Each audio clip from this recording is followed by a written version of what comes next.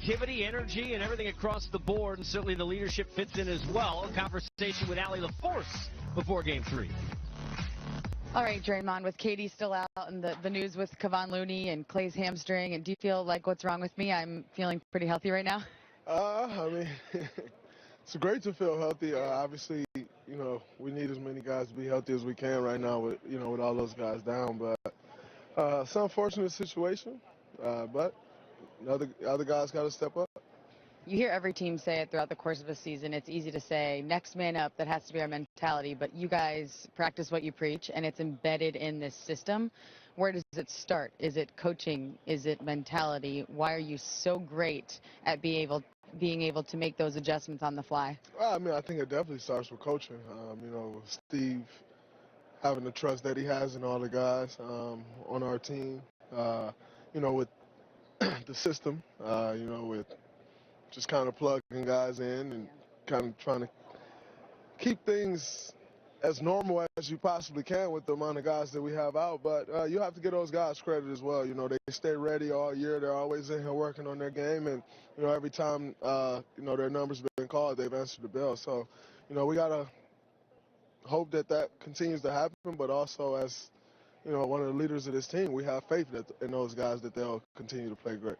Speaking of leadership, Quinn Cook said that when you guys were down 12, you gave the team a little motivational talk. It's what you are always great at. What did you tell the team in Game 2, down 12? I was just telling the guys, we needed to lock in and stay focused. We were getting great shots.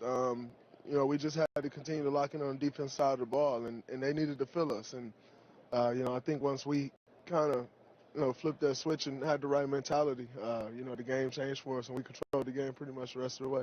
Based on how they were playing you defensively, what adjustments do you need to make for Game 3? Just continue to be aggressive. I think they'll probably throw more of that box and one or whatever they were doing with Steph out there. It's on me. Yeah, it was kind of a shocker. When they threw that out there with 7, 8 minutes to go in the game, something that we hadn't saw. We've seen it now, so I plan on dicing it up if they throw it out there again. Is this a series, and because of the flexibility of what they're able to do defensively with their length and being able to guard all positions, where you have to be prepared for a lot of different surprises being thrown your way? Absolutely. With the athleticism that they have out there on the floor, with the length that they have at pretty much every position, it creates its own challenges. I think Game 1, that was kind of a shocker. Game 2, we made the adjustment, and I think, as we continue to face this team, we'll keep getting better with it.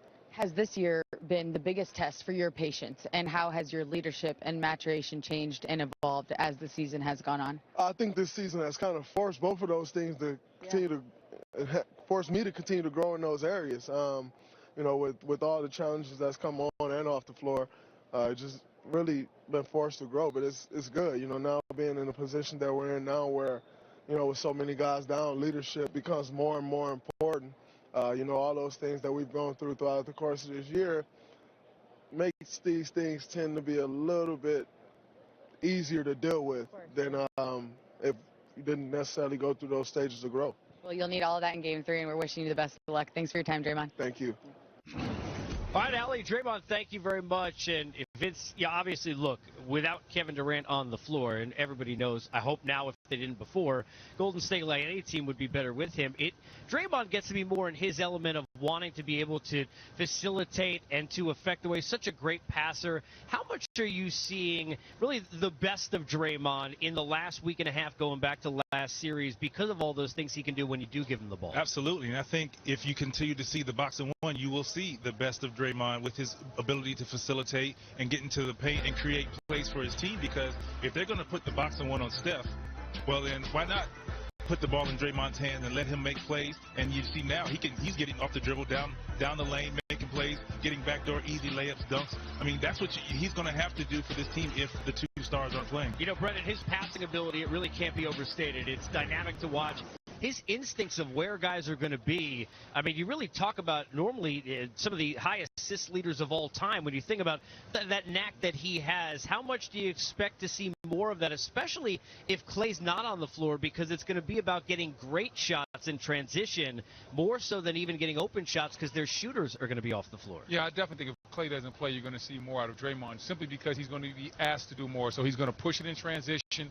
When he gets the ball, he's going to be looking to score more, at least looking to play make more, because Klay Thompson is not out there. If they throw the box and one out there, I think now that now that Dre has had a chance to see it, he understands where his areas are, where he can attack. Sometimes they're playing you as a non-shooter. You can do little things as far as dribble handoffs that are lower inside the three-point line, causing a problem. Hey, set a screen. Once again, set it at a different angle. There's all different types of things Draymond can do, and he's also excellent at setting those screens, slipping down the lane. He always makes the right decision. But I also think he's going to have to shoot the three-point shot when he's open. Sometimes he's looking to facilitate, and that three-point shot is there. Every now and then, I think early he's going to have to shoot that just to test the waters and see where he is. But now, like you said, now we'll create the fake ball hand, the frank dribble handoff to easy layups. I think that now comes into play with how they're playing as well. Have you heard of the concept of being open by design? Of course.